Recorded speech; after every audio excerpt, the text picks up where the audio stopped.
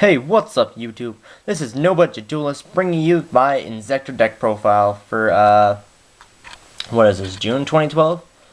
This deck isn't complete, and I'm willing to trade for anything I need for this deck. So, yeah, if you don't know what I have for trade, check out my, my trades up in the top right corner. There'd be an annotation. It will take you to a new page and it will pause this video, so you don't have to worry about losing your place in this video or anything. So go check out my trade binder if you have any of the cards that you want from this. And yeah, let's get into the deck profile.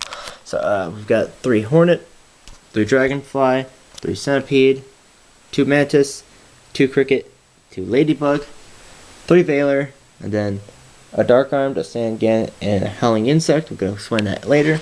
And for the spells, we have Allure of Darkness, Monster Reborn, Heavy Storm, Dark Hole, Book of Moon, and Foolish Burial. Triple MST. 1 Fiendish Chain, and 1 Bottomless Trap Hole. Then this is all going to be Solemn Brigade and 2 Torrentials, but right now I have 2 Shrink, a Fissure, an Enemy Controller, and a Divine Wrath.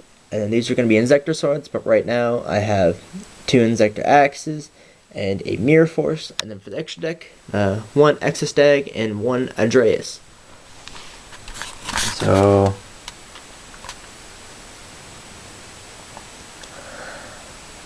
there's really not much to explain with this. This is just like a basic run-of-the-mill build. I mean, I don't really have any, special tech cards that I put in there myself besides Howling Insect, and that's for getting out Dragonfly in defense mode instead of attack mode, like with Mystic Tomato. Those with and it's an insect, so it fits into the deck. Like just in case you actually need to get Exostag out, and all you have is a Howling Insect and then a Dragonfly on your field, and you don't want to use your Dragonfly for it, then you just raise Howling Insect, and then instead of getting the search because you already have Dragonfly out, you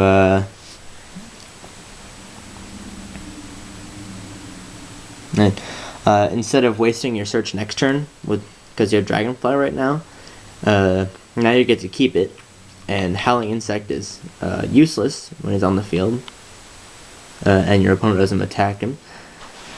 So then you just go for Exostag and then steal your opponent's stuff and then kill them with it. So that's always nice. And then 3 Veiler, you just need 3 Veiler nowadays. I mean, this is just like main deck 101. No matter what deck you run Veilers. And then 2 Gigamantis, just because a lot of people run 1.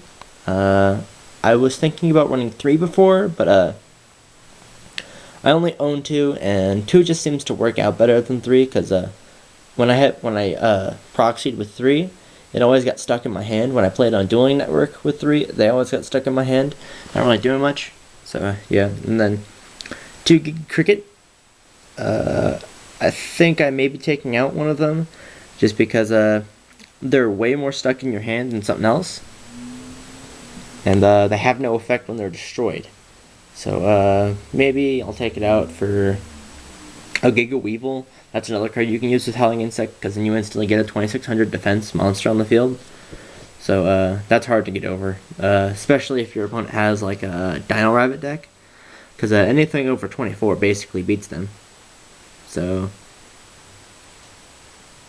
yeah, and then the 2 Ladybug, some people may run only 1, some people may run 3, some people may run none, but this is basically just another out to getting your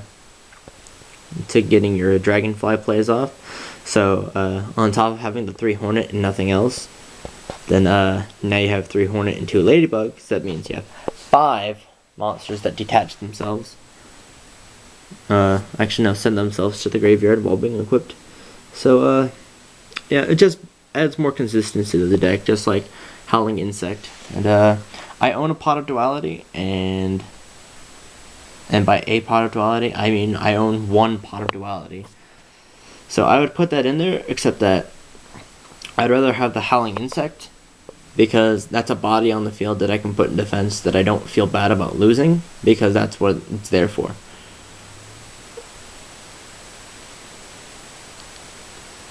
Oh, never mind. Yeah, and yeah, there's really nothing else to explain except the Bottomless and Fiendish Chain. I run one of each just because they're good for different matchups. Like this one's good against Inzektors and I don't know, Inzektors and some random decks. This is good against basically everything else. This is good against Chaos Dragons. This is a good anti-wind-up card, just in case your opponent's running wind-ups. Except that when they get out their Hunter has 1600 attack, so if you banish it, then, you know, they're kind of screwed, because now they can't do anything with it. But if you instead Fiendish Chain their rat, it has significantly less attack, and now it's left in attack mode. So I'd rather Fiendish Chain a rat than Bottomless a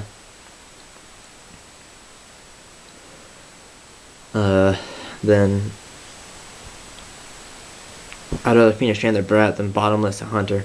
Sorry, I'm seriously blanking on this because I don't really know windups too well. I made a turbo deck on DN, and it's amazing because every turn you get to basically loop your opponent's hand. I mean, as long as you have all the stuff in place for the loop, but still, you can, it's really good. So, and then the 3 sword, just because 800 attack and 800 defense. The Inzektor Hawk are just as good in case you're just going for like a quick little beatdown. Like, you've got your Dragonfly with a Giga Mantis, and they equip this, so now it's a 34 beater that your opponent can't respond to when they attack, and when it attacks. So, yeah, it just kind of helps beat face, and protects you while doing so. So, and that's just going to be Solemn and Torrential, so you don't really need to have any explanation on that because it's kind of obvious. So that is my Inzektor deck profile. Thanks for watching, YouTube, and I hope you have a nice day. And remember to like, rate, comment, subscribe, and bam.